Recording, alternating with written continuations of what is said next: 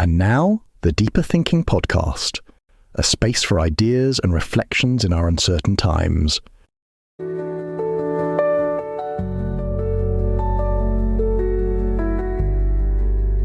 Welcome to the Deeper Thinking Podcast. We are born into movement long before we are born into meaning. Even before language takes hold, before memory braids experience into sequence, something in us reaches for pattern, for shape.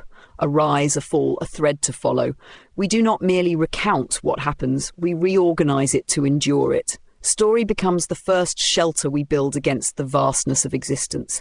Yet in the quiet act of narration, a deeper tension stirs. Are we revealing a hidden order or inventing it? Is the arc we trace already there in the chaos, or do we draw it afterward, a mercy we mistake for a map? This essay lingers in that space of uncertainty.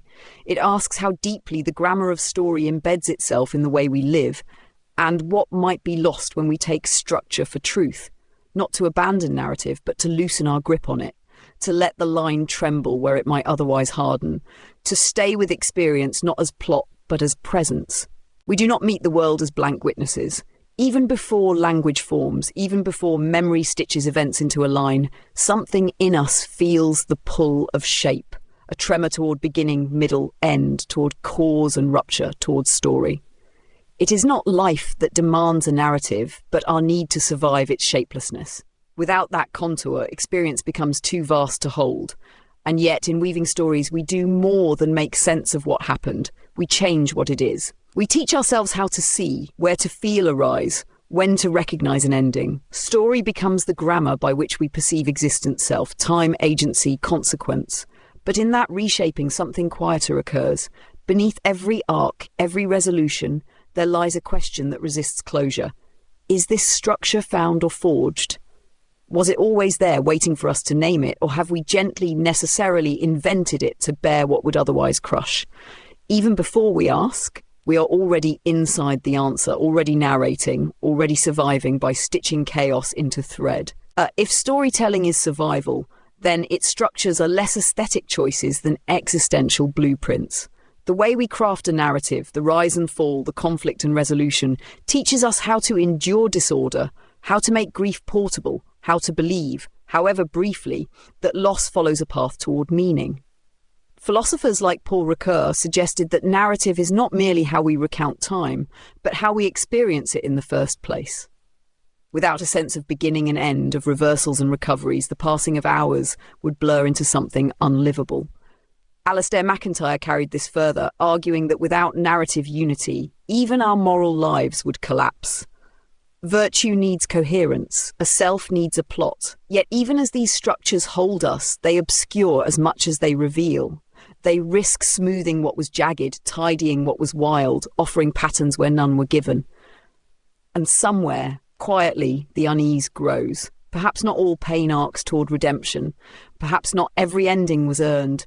Perhaps the shape we trusted was ours all along. We reach for story instinctively, but that reach carries a cost.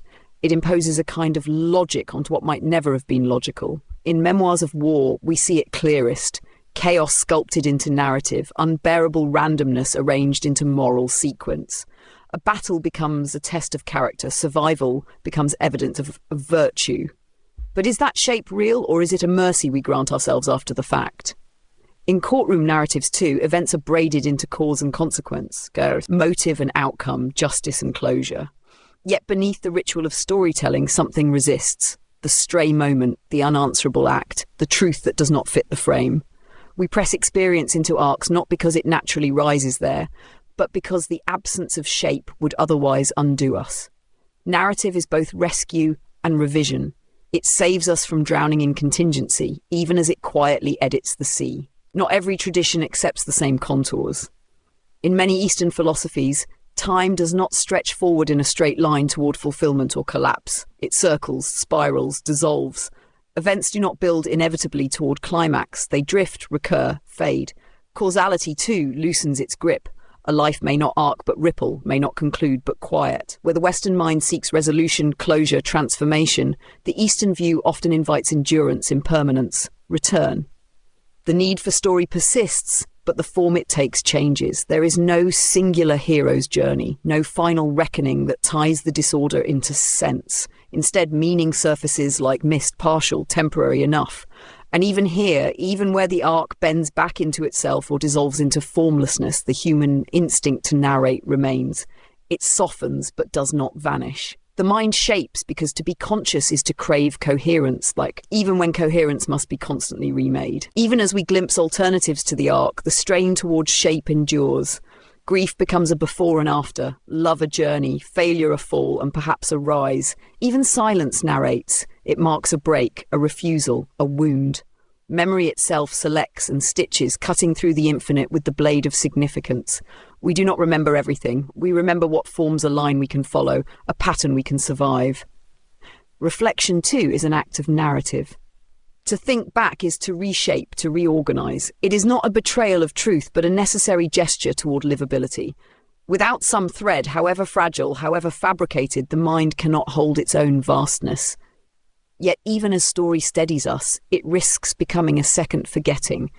A forgetting that life is not tidy, that endings are earned by effort, that some ruptures never resolve. We live by stories, but stories live by omission. The danger lies not in telling stories, but in mistaking them for the world itself. We begin to believe that life owes us an arc, that suffering promises growth, that resolution waits just beyond the next trial. We scaffold meaning around randomness and call it structure.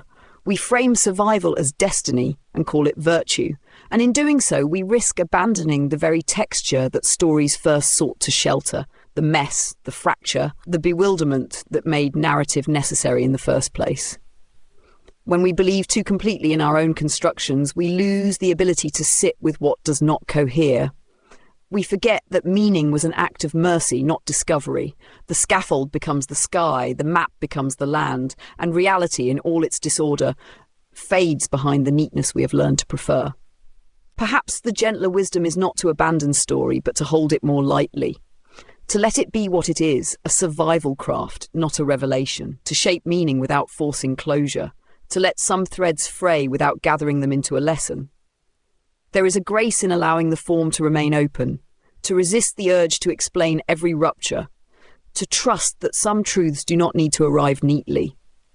Story can steady us without saving us. It can shelter without sealing. It can offer coherence without pretending to erase the chaos it grew from.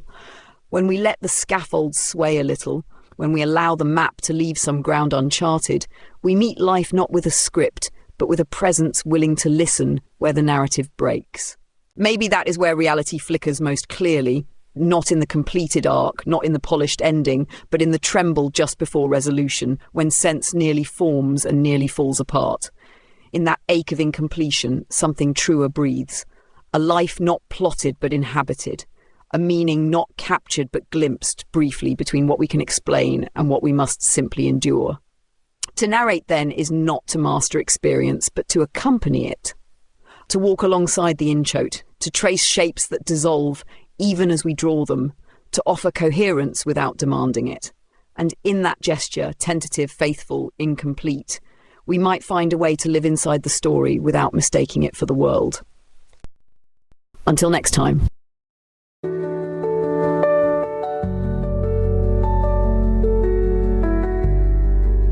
You've been listening to the Deeper Thinking podcast. Today's episode was narrated by Holly, our digital narrator, who helps bring our ideas to life. For further reading, research, and ways to support the podcast, please visit the episode webpage. Thank you for your positive reviews on Apple Podcasts. Your reviews help keep us visible so others can discover and enjoy our content.